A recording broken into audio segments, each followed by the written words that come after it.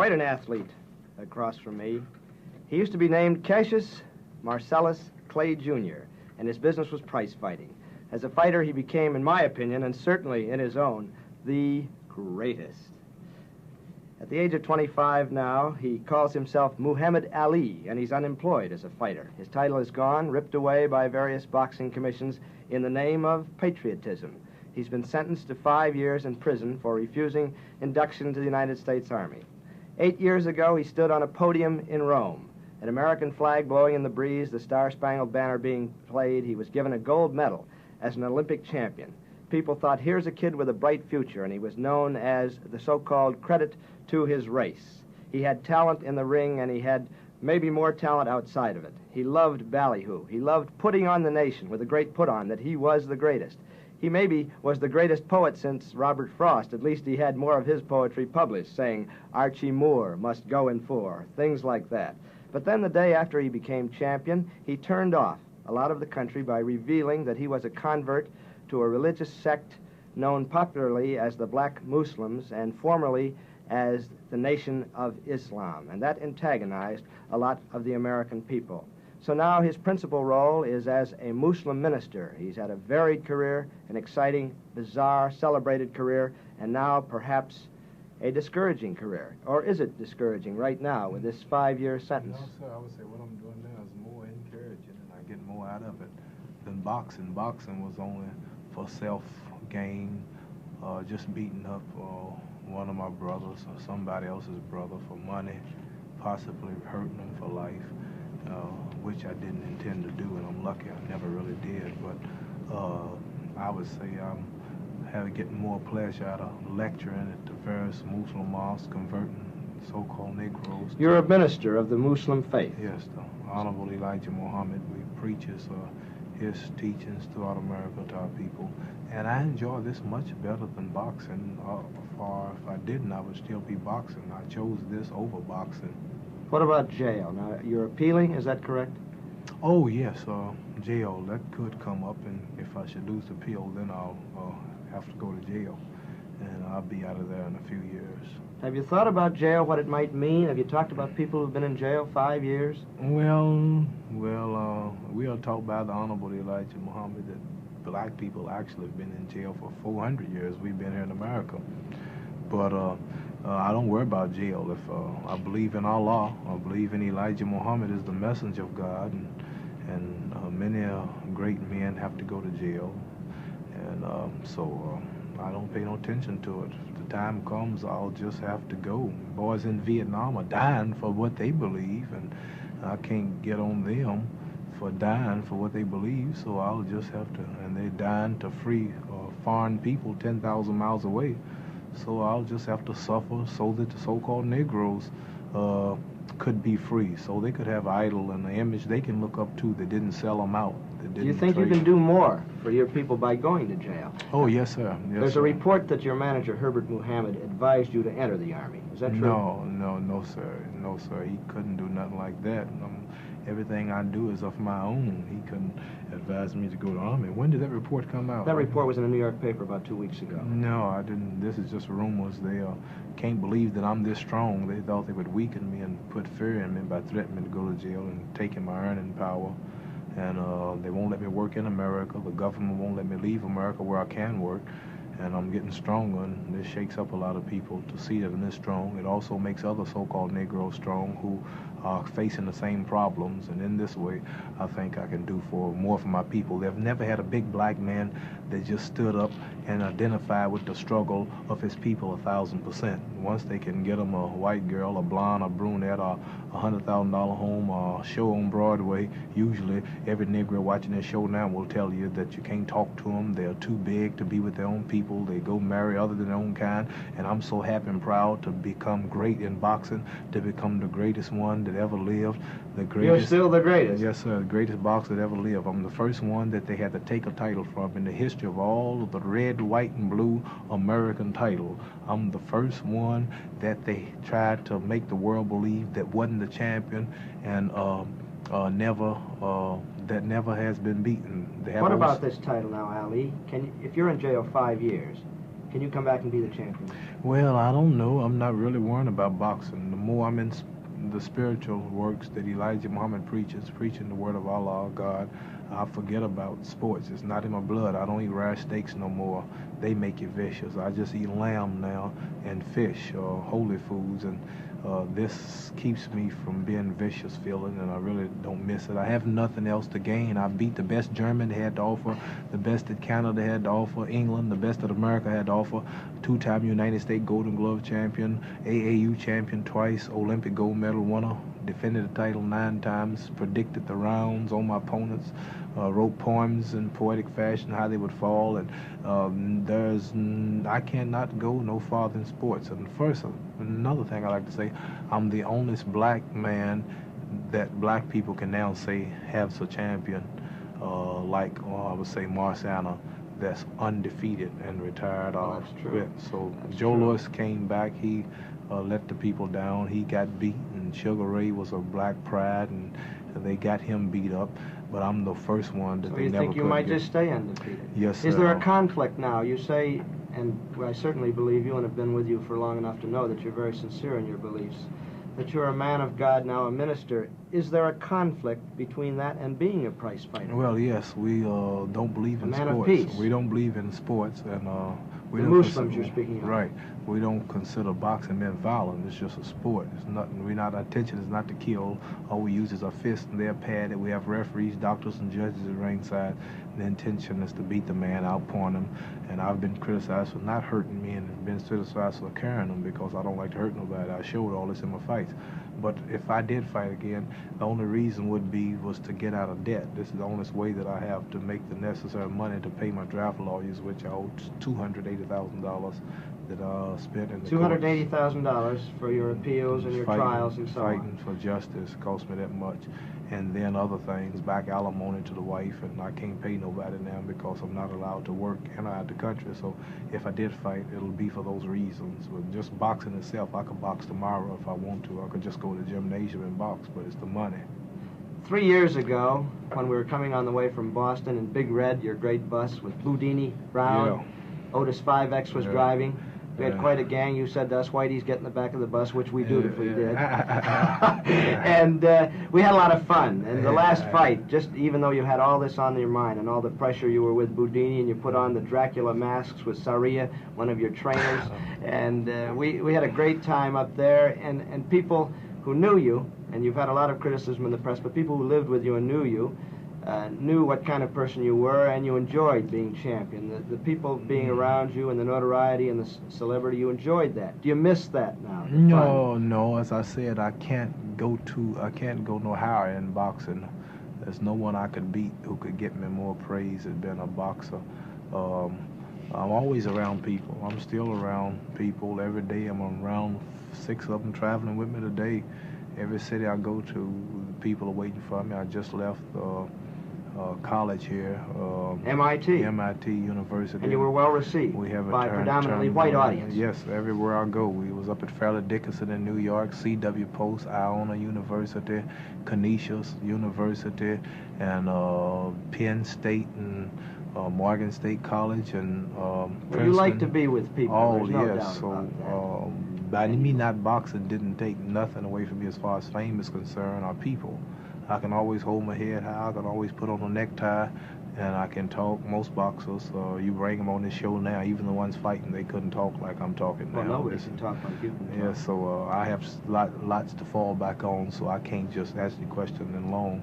I just can't miss boxing. Do you remember, Ali, that night when we were on the bus? We were in Yulee, Florida. We stopped to get some food. It was a Jim Crow diner. They threw Boudini out, and you didn't go in. I told him not to go at first. I told him not to go because I can tell. I went in first, and the man said something about we don't serve Negroes. I said, yes, sir, I'm sorry. And I went because we who are Muslims don't believe in forcing our places self. And you said to Boudini that night, you said, you're following Martin Luther King and people like that, and you're wrong. Did you not? No, I don't remember saying that. And I didn't mention him. I'm sure I didn't. I said. But I think you said that, something about that wasn't the way to go about it. Well, I said if the man don't want you there, and this is his restaurant, And if he hates you that much to put you out or to shoot his own white brother to keep you out, there's a possibility that vanilla milkshake he won't. When he go back to fix it, he could, spit in it. And I'm sure if somebody spit in the milkshake and mix it up, you couldn't see it. And I don't see why you have to be sick mentally to want to force yourself into places where you're not wanted. You see the man hate you. You see they don't want you down here.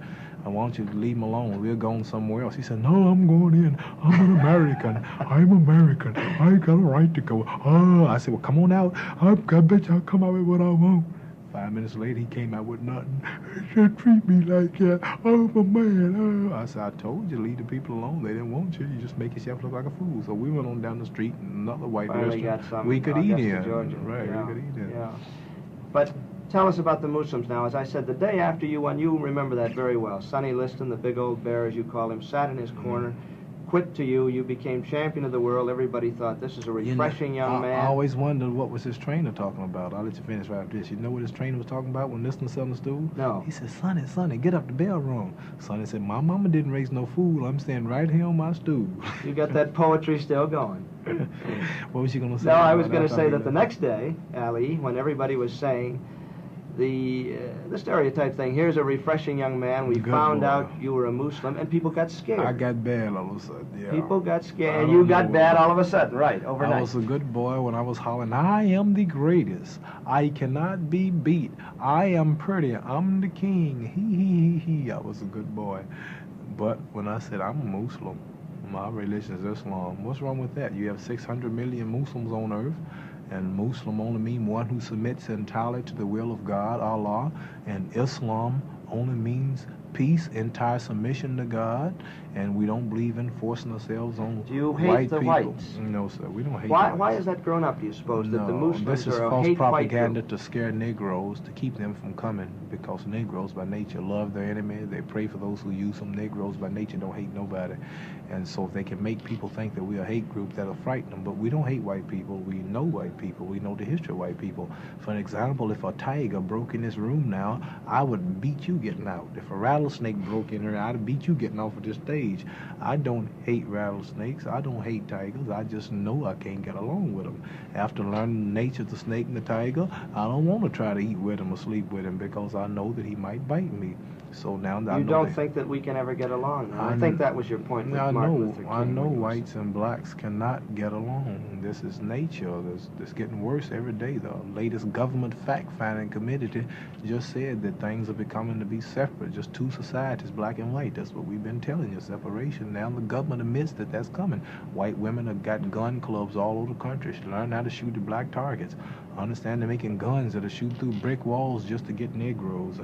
And do you believe that? I know it. I see it. Mayor Daley in Chicago, I think, somebody ordered helicopters or something just with these rats and rotating machine guns on them, and they breeding dogs that just attack black people, all kind of spray and mist and banana slick. Well, what are you going to do now as one of the prominent black persons, and a teach person who can be a leader, and that youth I'm look not up going to be a leader. What is your role in this, I can't perhaps be a, civil war, as people call it? I can't be a leader, but I can tell them about the leader. All I can tell them is to join on to their own kind, accept their own kind, join on to the true religion, which is Islam, join on to the Muslim teachings, which is taught to us by the Honorable Elijah Muhammad, the honest black man preaching the truth to black people. Clean up your own neighborhoods, do something for yourself, quit begging to integrate, but beg to separate. Ali? Well, if number one, the Honorable Elijah Muhammad, the religion of Islam, has given me a beautiful name, Muhammad Ali, which has connected me with some 56 Muslim countries. I have 56 government invitations. This is why Washington won't let me go to Japan to fight,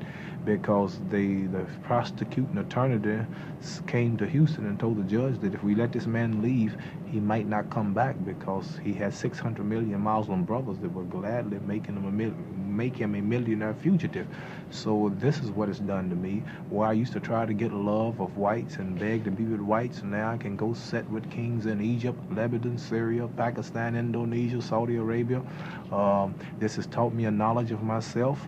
taught me to love and respect my own people, taught me to marry and my own women, all great Negroes. But you're obviously not uncomfortable with whites. I don't think you are. No, I'm uncomfortable. Are you with uncomfortable anybody. with me right now? No, I'm comfortable. I'm real comfortable with you. Of course, I know how far to go with you. I'm not going to go home with you now and flirt with your daughter.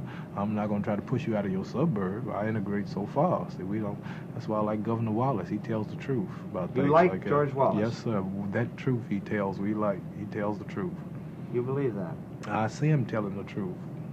You don't believe he's been a tough influence in this country and a bad influence? Well, I don't agree with everything nobody say, but I like what he say when he says that Negroes shouldn't force itself into white neighborhoods, and white people shouldn't have to move out of the neighborhoods just because one Negro comes. If they don't want to sell the house to him, he shouldn't, and that makes sense. If a person don't want you, why are you going to push yourself on him? And Wallace is admitting that this ain't right, and let the people do what they want to do. They need local government where they can decide what they want to do in their own community, and just don't make some northern so-called liberal come in and bust the neighborhood up, and they all have to pack up and go somewhere else and always be What would you say uncomfortable. for your people? They're living in deplorable conditions in Chicago now. They're living in terrible conditions in Chicago. Oh, this is all now. over the world living in terrible conditions. This is why Elijah Muhammad teaches us that they need some land of their own where they can produce and build their own homes, schools, factories, and hospitals, since they're suffering and been turned away from many of whites, and get some land since we helped build America to be fit to the richest states on the planet, fought in all American wars to help maintain and uphold the government. Why not should we have some of the land where we can build and construct? Negroes are doctors, Negroes are lawyers,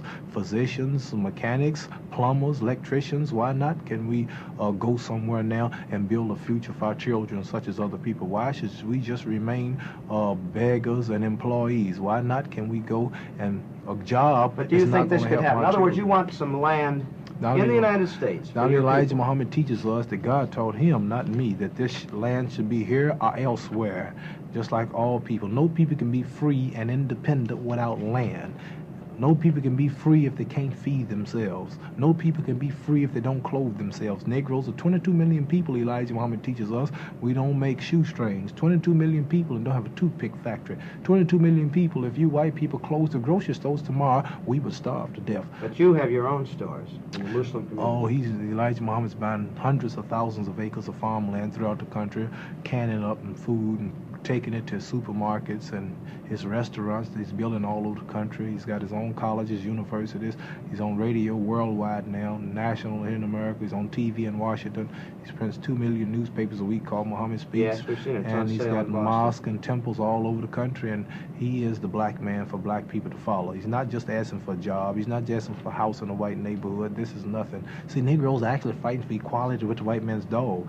You may say, why? Well, when they say we want open housing, they still not getting nothing the dog ain't got. The dog sleeps in the house with white people, in the bed, many of them. And Negroes want to ride on the best transportation up front with the white people. The dogs do better than that. He ride right in the front seat. I see him when the sun's shining. Dogs ride right in the front seat of the car. And Negroes, they want to eat the white man restaurant and this and that. Still, the dogs eat out the same plate. I see this. So in reality, the Negro's not fighting for equality with the white man. He's fighting for equality with the white man's dog. To be equal with the man, he needs some airports. He needs some train stations, some television companies, some water plants. He needs some farmland. It's going to be hard to get, though, isn't it? And not if he has some land of his own. He has some land. And if the white man gave him justice and repaid him for building up this country and working 310 years. Some people like without a Stokely payday. Carmichael and Rap Brown say that the white man will not do this, though. And well, that they have to be militant. They are militant. You, I well, think, we probably look- know these men, do you I not? know I'm good. We would look like fools trying to be valiant against the most powerful military country on earth. We would look like bulls running down a railroad track head on into a more locomotive train.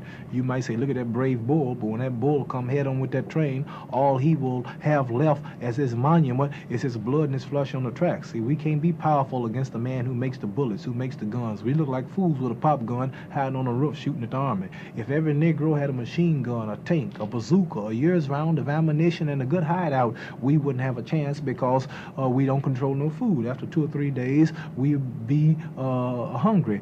For us to be violent against America, we would have to have superior weapons than America, and we don't have the factories nor the earth to dig the material to manufacture the weapons. And if we would get the weapons, we would have to get them from So you don't agree with And I'm Stokely, sure you are not going to give Negroes weapons to shoot you with. So I'm not here to to talk, say I don't agree with Stokely, I don't agree with Rap Brown, I don't agree with the late Martin Luther King. We're all black people who are fighting for freedom, justice, and equality. Everybody have their approach. There's a war going on in Vietnam. One man fights from the air, one man fights from the land, one man fights from on top of the water, one man fights in the submarine under the water, one man comes from, he's a Secret Service man or a spy. They're all fighting the same common enemies, they say, the North Vietnamese people, but they have different approaches. Negroes have different approaches for their freedom. One man believes in integrating. One day we all be white, he say. Look like white people after 200 years. One believes that education and politics will solve it. One believes shooting and looting and burning up the country will solve it. One man believes integration will solve it. And we believe separation somewhere to ourselves will solve it. So we're not here to talk about these fellows. The same dog that bit them bit me and is biting me, but we just don't agree with their approach to the freedom, but we all are for them if they are sincere in their way. And one day we hope that they will all soon recognize the true leader, Elijah Muhammad, and will all soon be Muslims. What do you think will happen? Elijah Muhammad is a very old man. One day he must die. Like he will we all die. do. One day. What do you die. think will happen to your group? Well, when he Your dies, sect? we will be in heaven. We'll be in the hereafter on earth.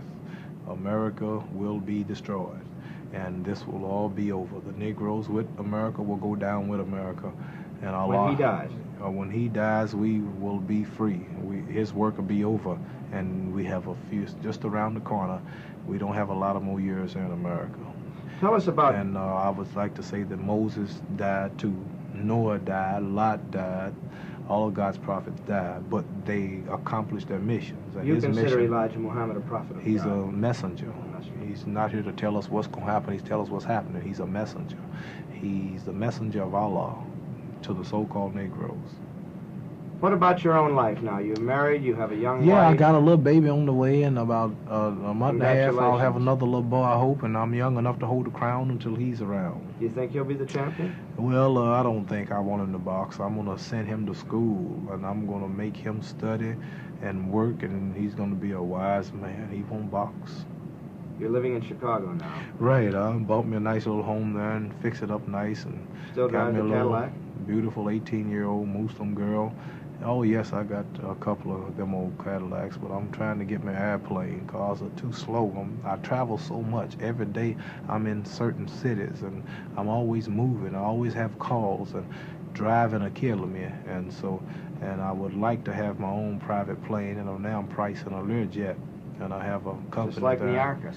in Kansas City where they make those things, Wichita.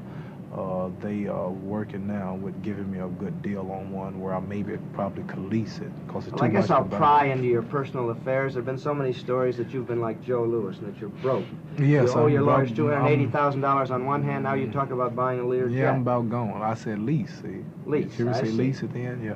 But tax will pay for it anyway. But what I'm trying to say is that, yeah, I'm just about broke.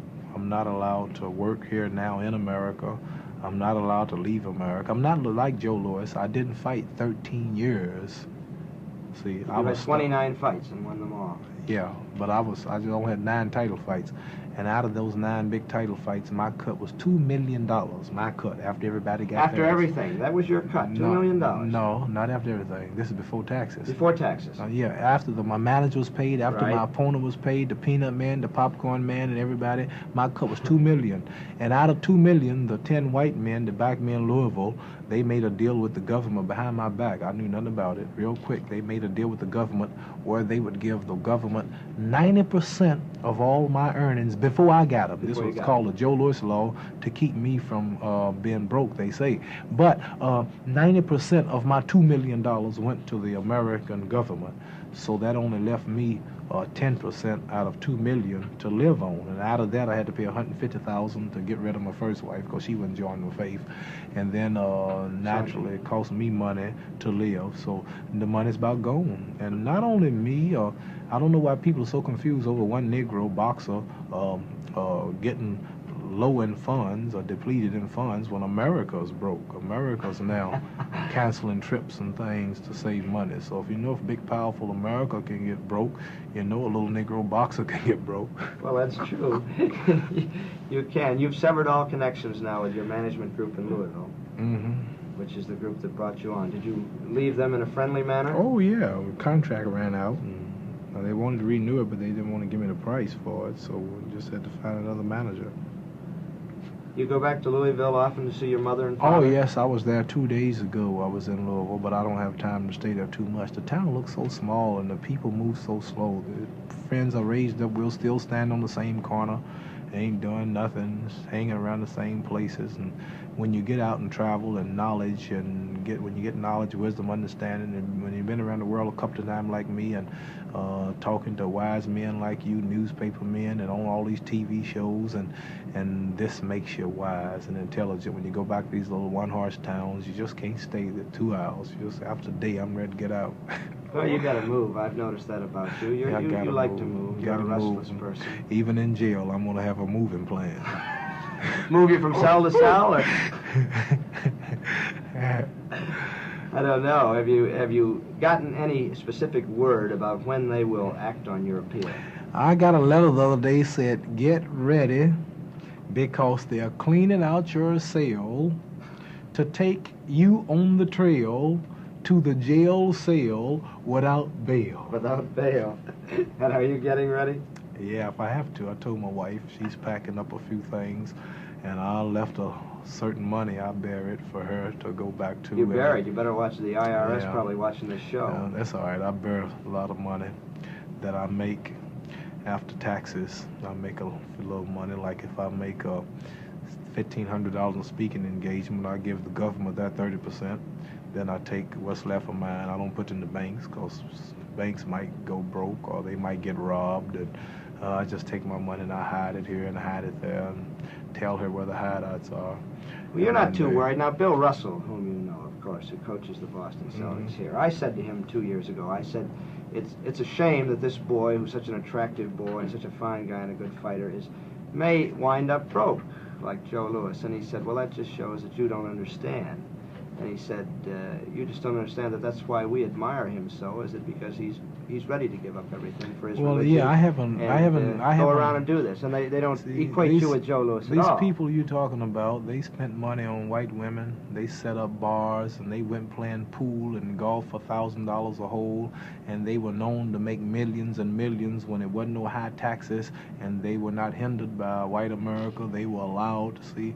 The white America has completely closed all the doors on me. I'm not allowed to work in America, out of America. I was stopped right in my prime just when I started making money. So you can't compare me with nobody like Joe Louis or nobody. And I don't think we can compare you with anybody. I can, yes, and tomorrow I can go back to get the money. If I would only deny my faith, if I would only join up against my religion, I could easily go back to making millions. So I can always say that I turned this down. I didn't lose it. I turned it down. And I go out still with my head high. You've always had your head high, Muhammad. Yes, and thank you. And I'm not what they call Uncle Tom. And money, the flesh and the blood of my freedom, of the flesh and the blood and the freedom of my people comes before money. And this is why black people are nowhere today. The white man, such as you are saying now, they're always talking about money. You're broke, or you're losing money. They threaten our people with money. You won't eat, how you gonna live? Well, this is why we are nowhere today, because every time a black man get in a position where all the babies are following him, where all the youth is following him, then he's They're all looking when you're moving around, aren't they? Yeah, who's looking? But everybody's looking when you're there. They like to see you come in, the babies and everybody. Oh, yeah, so I feel proud. I can tell him he's the greatest. I can tell him to be somebody. I can tell him to fear not. Oh, what are you losing? Look what I did. Now I can preach. This all helps what I'm standing for. And I'm just happy. Everything I'm doing, I like. People see me and say, why are you not tired or old looking or gray? You're so happy. Where are your bodyguards? You don't have no bodyguards? I said, I haven't done nothing without bodyguards. It's great to have you with us, Muhammad Ali, prize-fighting champion, minister to his people now. Muhammad Ali, thank you. And I want Joe Frazier as soon as you get it ready. Okay, Joe Frazier for the title.